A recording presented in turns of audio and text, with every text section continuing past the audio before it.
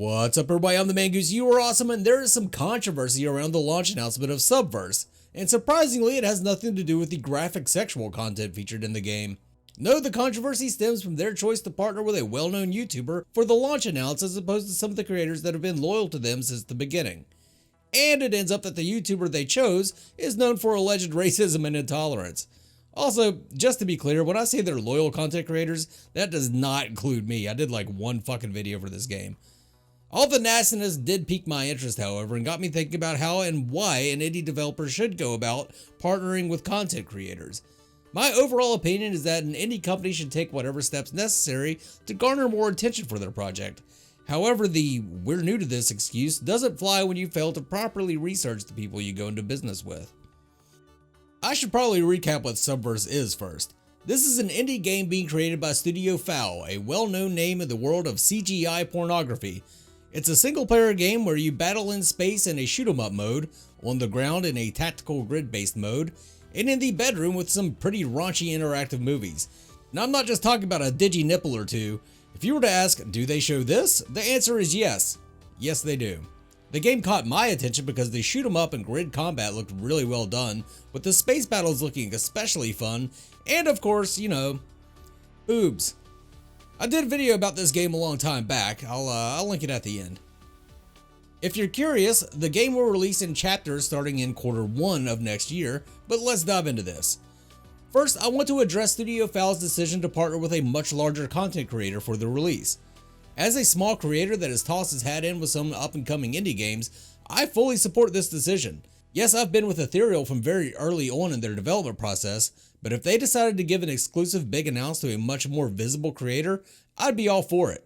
I want the game to succeed because I believe in the concept and I want to play it, not so that it will grow my YouTube channel.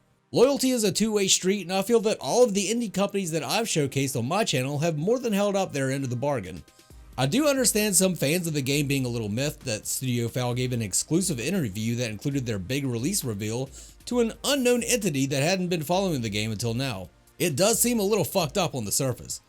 But I'm sure these Subverse content creators are a lot like me in that they're willing to swallow their pride and take a back seat if it means that the game gets more attention. With all of that being said, why the hell did they not just use MMObyte? That channel has like 268k subs and has done several videos either about or at least mentioning Subverse. Instead of killing two birds with one stone, they just somehow shot themselves in the ass. As for who they chose, it's some dude named Arch or something that does Warhammer content. He's been blacklisted from some shit for a variety of comments he's made on his videos and in his Discord. I looked him up and the things I saw really were pretty fucked up, but you can make your own judgments. Just bear in mind that what you'll see for the most part are small clips of conversations with no context. I mean, you watch me, and if you took some of the shit that I've said out of context, I would look like fucking Satan. With that being said, I'm certainly not going to start watching him, partly because he just seems like the kind of dick I would never hang out with, but mainly because I don't give a fuck about Warhammer. In any case, Studio Foul certainly should have researched who they used for their big release announce, because he really doesn't seem to jive with their values of acceptance of any race, gender, or sexual orientation. They made an announcement apologizing to their community for using such a controversial figure and explained that they were just trying to get free advertising. Then they deleted that and made a new announcement apologizing for using Arc so as not to offend his fans. To be honest, I kind of feel sorry for them. They're just trying to make a fun game with some lewd scenes and now they're in the middle of this shit. However, they did put themselves into this position and trying to brush it off with the "we are only titty software developers," that's a real quote from their apology, that just doesn't cut it. Like I've said before, indie devs are the underdog out there, but that doesn't make their mistakes excusable. If you want to compete with the rest of the gaming market, then you need to make sure you can perform on the same level as everyone else in all aspects of the development process. Hats off to them for at least trying to apologize, but it of course would have been much better if they had just done a simple Google search on the dude that they threw their hats in with. We've all seen great examples of indie devs that have done everything right and rose to the top. It's a far more difficult road to travel than a AAA title that's backed by huge multi-million or even billion-dollar companies, but it can be done. These little guys need to substitute money with clever innovation. They need to circumvent spending all their budget on advertising by going through content creators and relying on their concepts and word of mouth. It's why I love indie games. Necessity breeds innovation. However, because we've seen that it can be done, we can't give anyone a pass just because the odds are stacked against them.